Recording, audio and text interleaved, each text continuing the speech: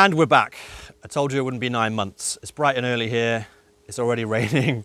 And today's task is to take out these two tree stumps. This one here, both old ash stumps. I think in fact not separate trees. They're part of the root system of the bigger ash tree behind me.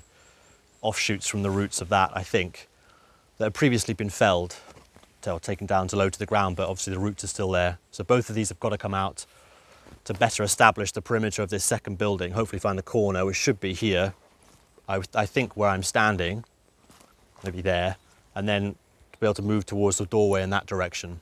So without further ado, let us get on with the day.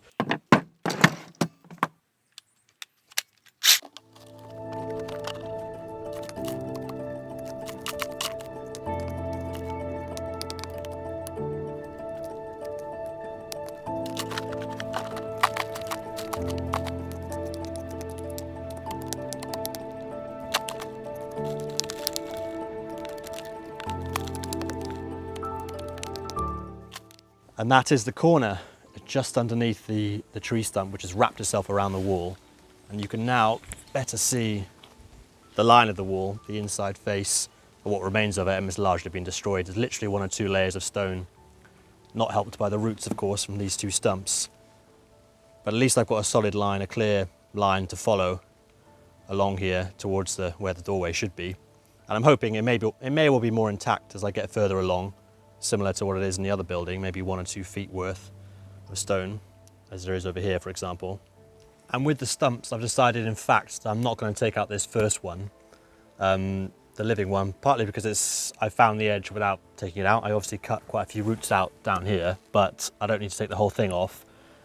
And also, it is the one that risks damaging the wall the most because it's wrapped around and the roots might tear the wall apart if I'm using any kind of force. But also, I think I decided it may prove useful as an anchor point of some kind, because it's currently solid.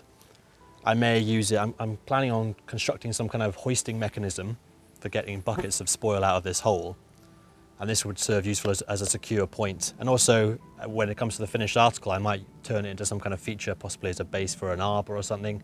I'm not quite sure, but I think for now I'll keep this one where it is. But the dead one, because this is further out, it's dead and the roots are less strong, but also because it's further out, it's really effectively outside the building, in fact. It's probably just outside the external face of the wall. So I'm going to wrench this one out using a pull winch, I think. I'm going to dig a hole down through here, try and get a secure anchor with a sling, and then use the bigger tree as an anchor point just to pull this out.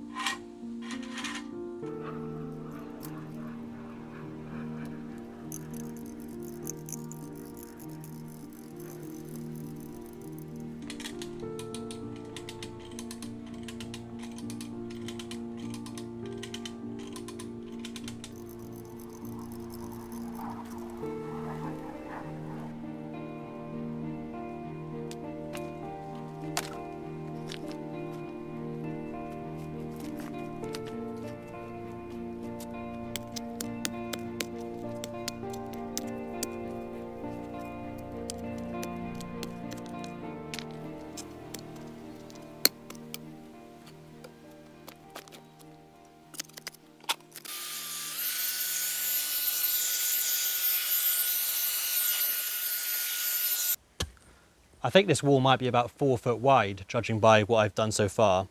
I've sort of tried to go through this and brush it down and tried to find an outside face, although I'm struggling a little bit, but there seems to be filling stone and mortar stretching quite a way. It doesn't seem like just rubble and waste. It seems like this is part of a wall stretching all the way to here, so it's well over 1 meter wide, which is possible, given it's an old building, and very old buildings do have very, very thick stone walls. But I've done with digging for the day. But next time round, I'm going to do a big, big push into the inside of the second building, going both directions, going that way and that way. now I've got a bit more space here, I can put some boarding down and really try and carve out a big chunk and see what I find. But finally, let me show you what I found this time round, what I've dug out so far. Most of what I've dug up is the same old story, sort of not really that old, at best 20th century rubbish, including, for example, this is a flattened bird feeder that I remember from the 90s. This was ours. I think I might have hung this up myself. It might even have been in the stump that I dug out when there was something to hang it from. And, you know, bits and pieces of an old piece of timber, treaty timber with a nail in it. But then there are older things. There are some bits and pieces of old rusted iron which seem like they possibly might be a bit slightly older. Not really quite sure what they are exactly. This looks like possibly it might be a part of a hinge, or at least some sort of fixture and fittings, like from a window or a door frame possibly. Other old pieces of cast iron, very, very rusty. Not sure what that is. This is some kind of peg of some kind.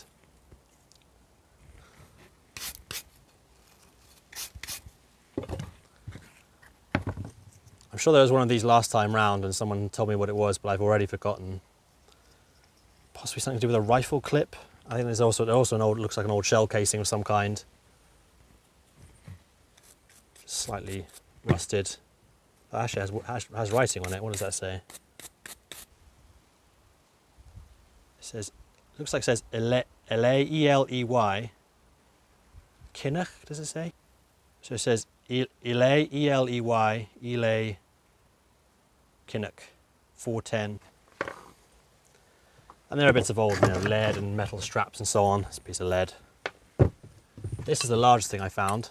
Don't know what that is, but it seems quite distinctive, a quite distinctive shape.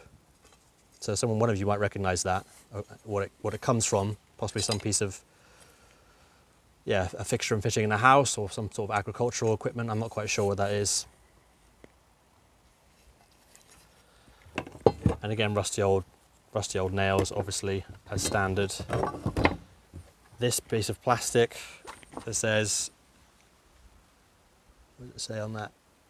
Ducati, Icona G&B Plastics patent application, I assume that says at the top. And that's really about it. The only other thing of any sort of interest was this bottle, which is still sealed. This tiny glass bottle with a rusted metal, very rusted metal cap. It still has, I don't know if you can see that. Oh, there you go, there's a better angle. It has what looks like tablets, pills in it, suspended in some kind of liquid. Well, I don't know whether that liquid is original or there's just been water ingress, so it does seem sealed, but it might have been.